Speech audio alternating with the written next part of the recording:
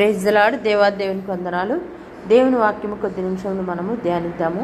యోహాన్ రాసిన పత్రిక 15వ అధ్యాయం 7వ వచనంలో, నా యందు మీరును మీ యందు నా మాటలు నిలిచి ఉన్న ఎడల మీకేది ఇష్టమో అడుగుడి, అది మీకు అనుగ్రహించబడును. కాబట్టి దేవునికి వందనాలు.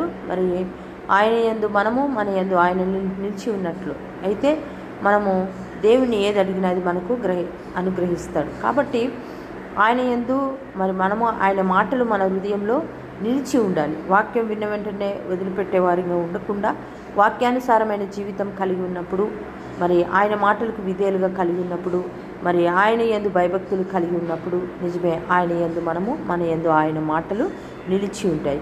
అప్పుడు మనకేది ఇష్టమో ఆయన ఇవ్వడానికి కృప చూపుతాడు. అయితే దాని ద్వారా మీరు బహుగా ఫలించటం వలన నా తండ్రి మహిమపరచబడును, ఇందువలన మీరు నా శిష్యులు అగుదురు.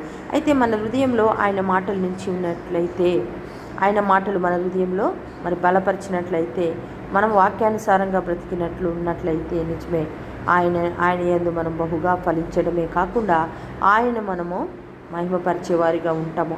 అప్పుడే మనం ఆయన శిష్యులుగా మరి ఉండడానికి దేవుడు మనందరినీ అంగీకరిస్తాడు. కాబట్టి ఈ పరిశుద్ధమైన వాక్యంలో మరి ప్రతి ఒక్కరు మన యొక్క జీవితాల్లో, వ్యక్తిగతకరమైన జీవితాల్లో ఆయన మాటకు విధేయులుగా ఉంటూ ఆయన యందు మనము, మన యందు ఆయన నిలిచి ఉన్నప్పుడు మనం బహుగా ఫలించడం వలన ఆయన మహిమపరుస్తూ ఆయన శిష్యులు అవడానికి దేవుడు కృప చూపుతాడు. కాబట్టి ఈ పరిశుద్ధమైన వాక్యాన్ని దేవుడు దీవించునుగాక.